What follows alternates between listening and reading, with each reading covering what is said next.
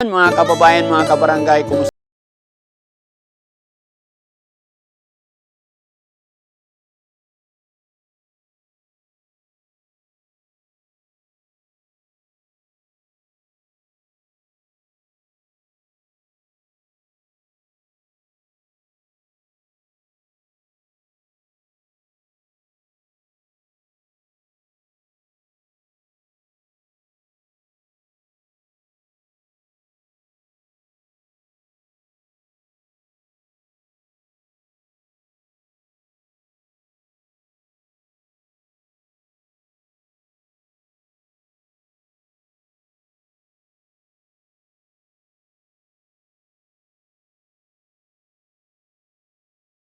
Sa bahay.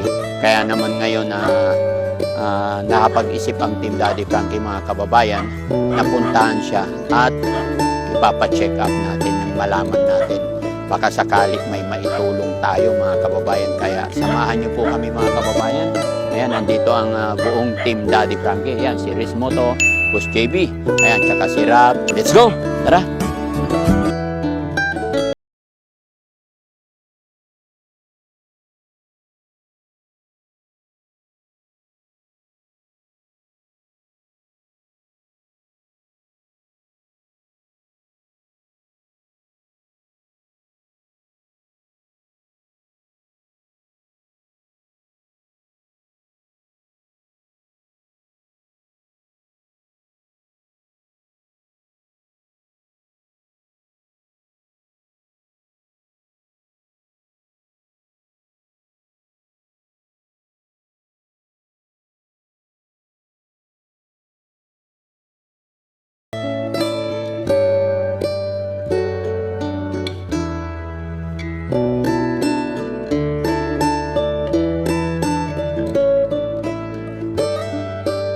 Nadulas ka dito, puro bato.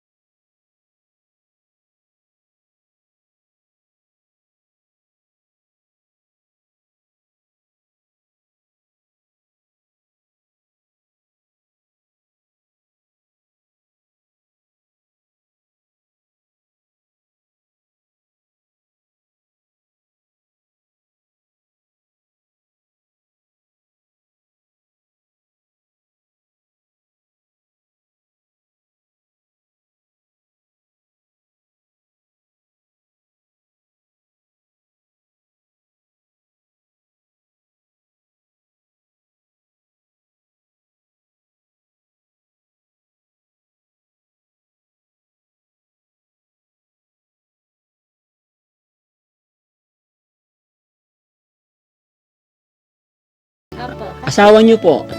Nandito po sa labas. Nandyan din? Sige. Tara guys, pasok tayo.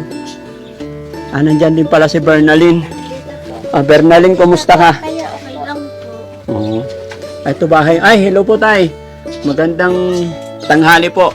Magandang hapon na pala.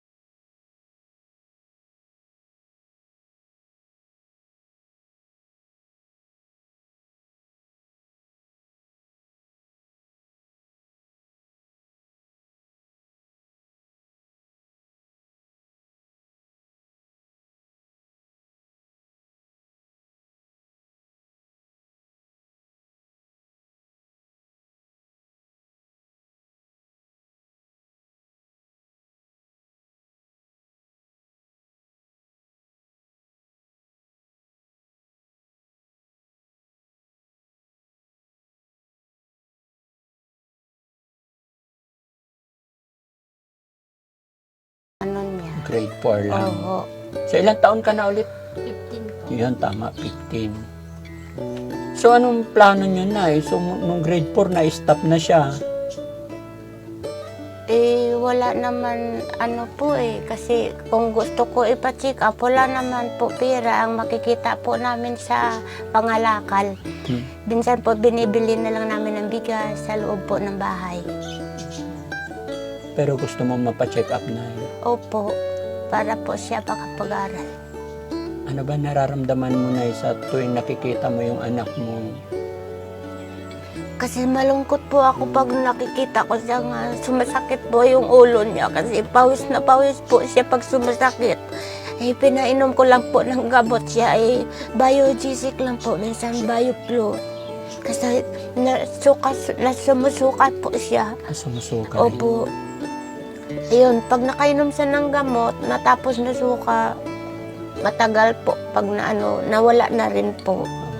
Gaano kadalas bumalik yung pananakit pagsusukan niyo na Ito minsan sa isang buwan, minsan isa, minsan dalawa po.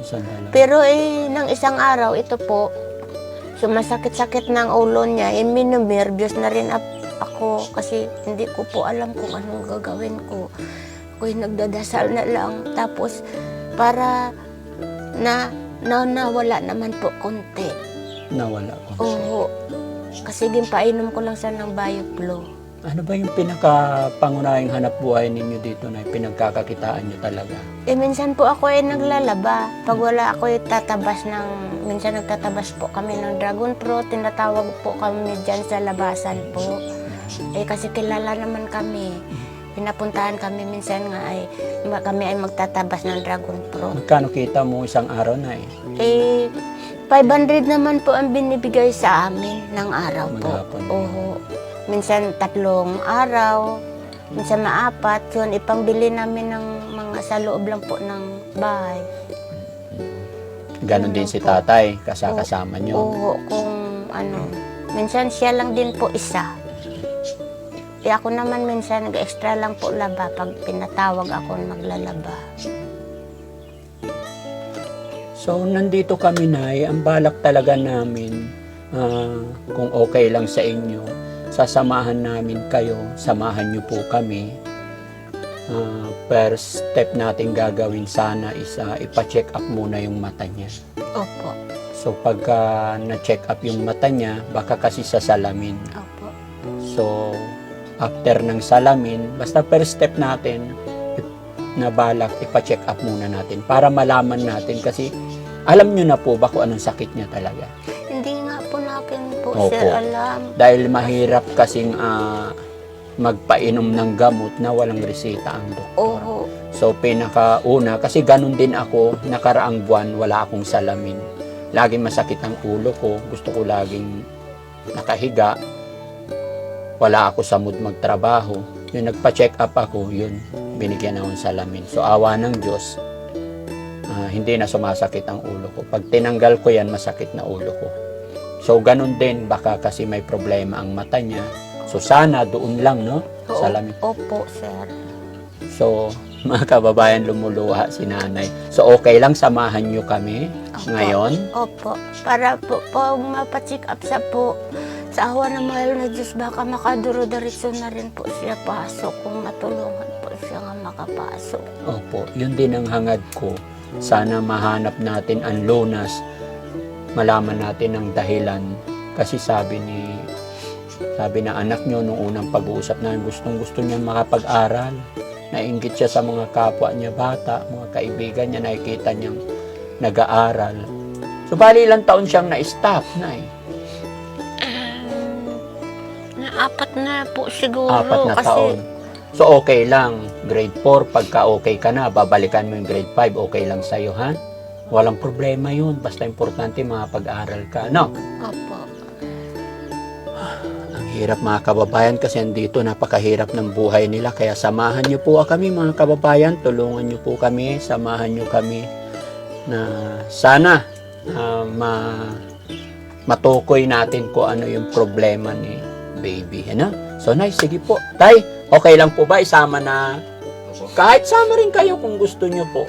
Wala pong mag-ano dito ng... So si nanay na lang. Sige. Wag po kayo mag-alala, Nay. Tay, siguro nakwento naman na nila kung sino kami. Okay lang, magpakilala ako. Ako po si Daddy Frankie, mga charity vlogger kami. Kaya wag po kayong mag-alala sa amin. Wala po kaming masamang intention or anuman. Gusto lang namin makatulong sa inyong anak sa abot ng aming makakaya. At yung tulong na gagawin po namin ay wala kaming hinahangad na anumang kapalit. Gagawin namin ito dahil gusto namin makatulong sa kanya, gusto namin makabalik siya sa kanyang pag-aaral. Po. Maraming salamat sa inyo po kung matulungan niyo po ang aking anak para makapag-tapos din po siya na pag-aral niya. So, dahil sa amin po, wala naman kami ipapag-aral sa kanya. Kasi wala kami po hanap buhay. Yun lang, extra lang po.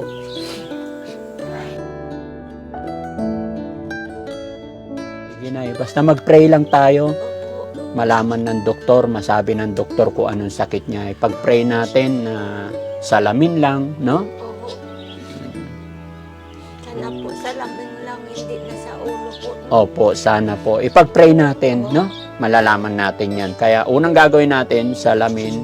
Tapos kung ano sasabihin ng doktor, kung kailangan niya magsalamin, yun, madali na lang, no?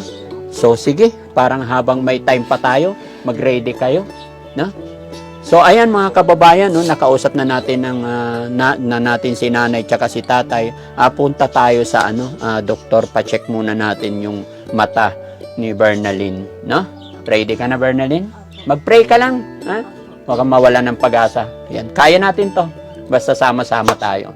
Ayan, tara, sige, mag-ready kayo, Nay. Po. A few moments later. Ay, ayan na sila. Sige. Ayan. Ang ganda ni Bernalyn, no? Pag nakabihis na, kamukha ni nanay. Si nanay, lumuluha yung mata ni nanay. Huwag kang mag-alala, Nay, ha? Wala kang iisipin. Basta masasabi ko lang, pray lang po tayo, no? Na i-bless ni God na maging matagumpay itong pagpapacheck up. Sana ganun lang, no? Opo. So, saan ang best way? Tara. Doon din ba sa inaakyatan namin? Walang iba? Kaya? Sa bagay, sanay na. Tara, samahan nyo kami.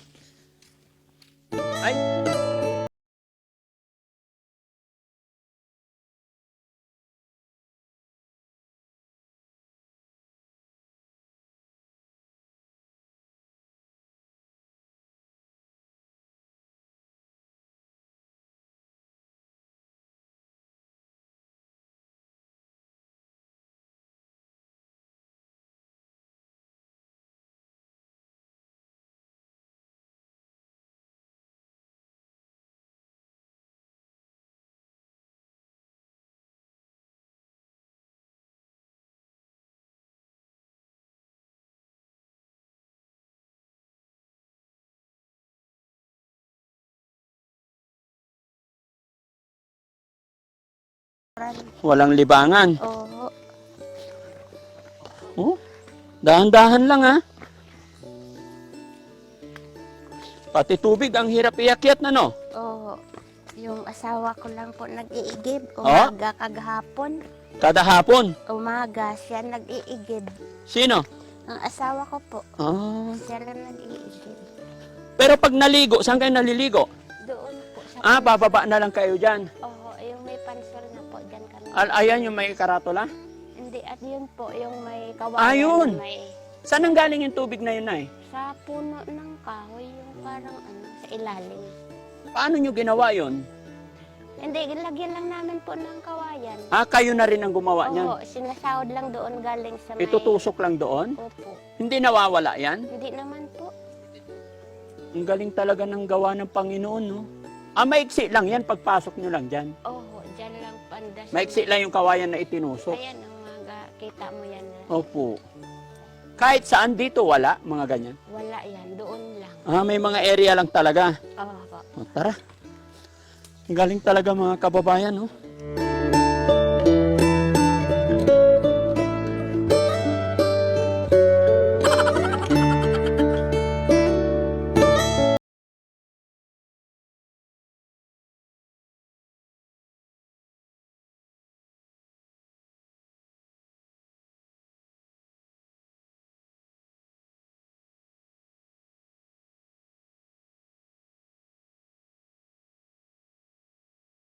Hindi natutuyuan tong ilog na to? Hindi naman po. Diretso? Oo, diretso lang. Paggabi, hindi na kayo tumatawid dito? Hindi na po. Bago maggabi, kailangan nasa bahay ka na. Sa bahay lang po kami. Paano pag emergency ng gabi? Eh di, halimbawa ay, di ba nakasakit na po siya? Oh. Ay, gabi po. Tapos wala akong pera. Oh. Pumunta ako sa kapitbahay, nang hiram ako. Oh. Tapos, lakad kami ng asawa ko, iniwanan ko siya sa kapitbahay. Patingnan-tingnan. Oh. Kami ay ng asawa ko. Nagbili kami ng gamot sa bayan. Oh. Yung ginresita sa kanya, yung parang nag-ihi po siya ng dugo. Oh. Yun. Lakad lang namin, papunta ng bayan. Tapos pag uwi, may sasakyan naman ng tricycle, nakasakay po kami. Oh. Natid kami dito. Pero dito, lakad lang talaga. Opo.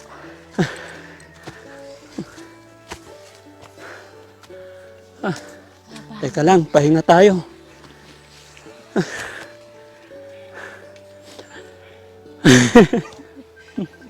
Ba't kayo hindi hinihingal? Hindi kaya dire-diretso mga kababayan kasi talaga matarik.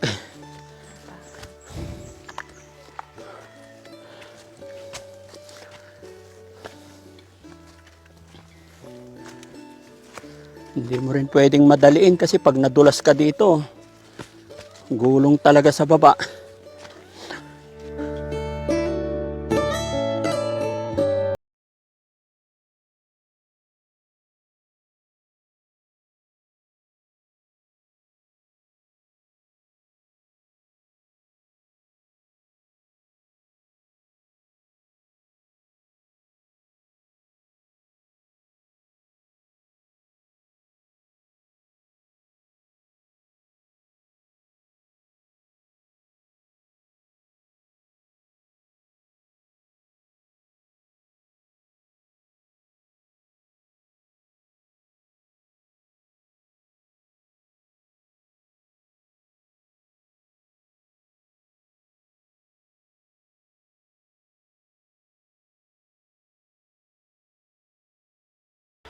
Pagod kayo? Opo. Medyo mahina resistensya. Hiningal din po ako dyan pag natas po ako mag-isa. Oo. Pero mag-iingat ka pag mag-isa ka lang. Sino mga kaibigan mo dito? Kapitbahay lang po namin na babae. Oo, sila yung mga kalaro mo lang. Dito, wala ka ng kalaro dito.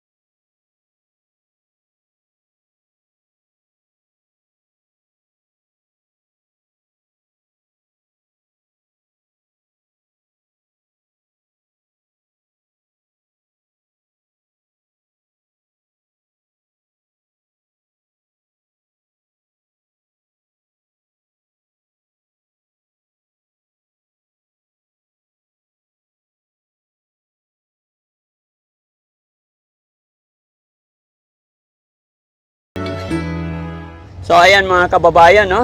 Ito po yung mission ng Team Daddy Frankie ngayon sa araw na ito.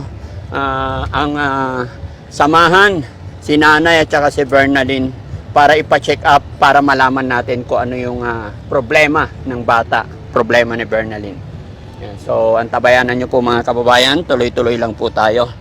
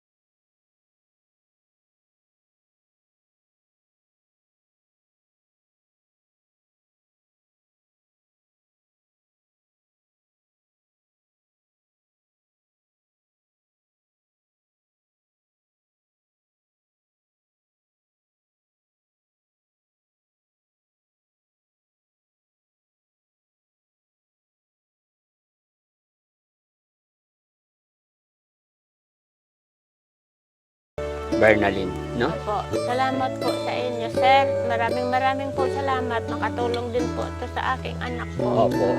So, ayan, galing po yan sa mga kababayan natin. Galing sa Team Rise Above, headed by Tita Hanis, no? So, maraming salamat mga kababayan, lalo-lalo na po sa mga kababayan.